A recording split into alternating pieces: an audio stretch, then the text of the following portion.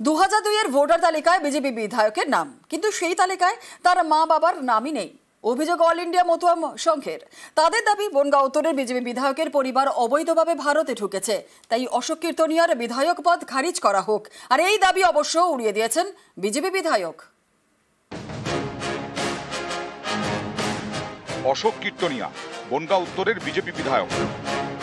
তার পরিবারের বিরুদ্ধে ভারতে অনুপ্রবেশের অভিযোগ তুলে সরব অল ইন্ডিয়া মতুয়া মহাসংঘ। এর জন্য তারা হাতিয়ার করেছে 2002 সালের ভোটার লিস্টকে। এই তালিকায় রয়েছে অশোক কীর্তনিয়ার নাম। অশোক কীর্তনিয়ার নাম থাকলেও লিস্টে তার মা বাবা এবং পরিবারের অন্য কারো নাম নেই বলে দাবি অল ইন্ডিয়া মতুয়া মহাসংঘের। তাদের অভিযোগ, 2010-এর পর অশোক কীর্তনিয়ার পরিবার বাংলাদেশ থেকে ভারতে আসে। তারা অনুপ্রবেশকারী, তাই বিজেপি বিধায়কের বিধায়ক পদ খারিজ করা হোক। এই দাবিতে বনগাঁর মহকুমা শাসকের কাছে সোমবার স্মারকলিপি জমা দেয় মতুয়া মহাসংঘ। 2002 সালের ভোটার লিস্টটাকে পাবলিশ করেছে অনলাইনে। তাতে আমরা দেখলাম যে অশোক কীর্তনিয়ার নাম আছে 130 নম্বর পার্টে ঘাটবাউড়ে, কিন্তু তার সঙ্গে সঙ্গে তার বাবা মা ভাইটাই কারো নাম নেই। আমাদের কাছে বিশ্বস্ত খবর আছে অশোক কীর্তনিয়ার বাবা মা 2010 সালে ভারতবর্ষে অবৈধভাবে এদেশে প্রবেশ করে তার পরবর্তীকালে ভোটার লিস্টে নাম তুলেছে। আমরা মনে করছি যে ইনি অবৈধ অনুপ্রবেশকারী। এনার অবিলম্বে তদন্ত করা হোক এবং ওনার বিধায়ক পদ অবিলম্বে খারিজ করা হোক। আমরা এতদিন জানতাম বাবা মা ভোটার দেখিয়ে সন্তানের ভোটার হয়, এক্ষেত্রে আমরা দেখছি সন্তানের ভোটার দেখে বাবা মা ভোটার হয়েছে।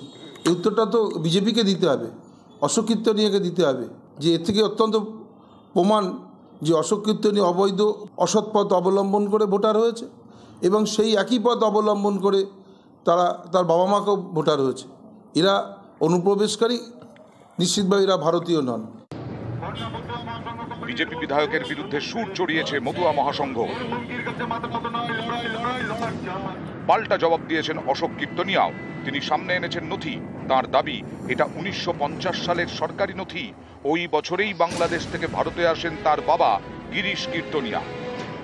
1950 সালে বাবা এসেছে, তার প্রমাণ আছে। প্রজন্মতে তারা ভেরিফিকেশন করবে। আমার পরিবার যে বাগানপট দিয়ে আসে তার প্রমাণ আছে, সর্বোচ্চ বড় প্রমাণ এটা। দ্বিতীয় কথা, 2002 সালে ভোটার লিস্টের নাম নেই, 1993 সালে আমাদের পরিবারের ভোটার লিস্টের নাম এসেছে। তৃণমূল কি বলল না, এটা নিয়ে আমার চিন্তা ভাবনা করার কোনো কারণ নেই বা কারোর কোনো কারণ নেই। অল ইন্ডিয়া মতুয়া মহাসংঘ তৃণমূলের যে দল যিনি আছেন কাউন্সিলর, তিনি আদৌ মতুয়া মহাসংঘের মতুয়াদের ভালো চায় কিনা সেটা ভাবনার বিষয় আছে। বনগাঁ থেকে অনিরুদ্ধ কীর্তনিয়া, নিউজ 18 বাংলা। নাম বাবার নাম এপিক নাম্বার 1 বদলে দেওয়া হয়েছে ছবি এবং ঠিকানা। আর এর জেরে গাইঘাটার পরিমল দাসের নাম ভোটার লিস্ট থেকে বাদ। লিস্টের নাম নিউ টাউনের পরিমল দাসের, যিনি 2012 সালে বাংলাদেশ থেকে এপারে এসেছেন। এমনই চাঞ্চল্যকর অভিযোগ গাইঘাটায়। ভোটার কার্ডে দুজনের নাম এক, পরিমল দাস। দুই পরিমলের বাবার নামও এক, দুলাল চন্দ্র দাস। তবে দুজনকে দেখতে আলাদা, ঠিকানাও আলাদা। অভিযোগ, এভাবেই গাইঘাটার পরিমলের ভোটার কার্ডে কারচুপি করা হয়েছে। অভিযোগের আঙুল নিউটাউনের পরিমলের দিকে। উত্তর 24 পরগনার গাইঘাটার তেঘরিয়া, এখানকার বাসিন্দা পরিমল দাস 2003 সালে ভোটার লিস্টে নাম তোলেন। এরপর থেকে নিয়ম করে ভোটও দিয়েছেন।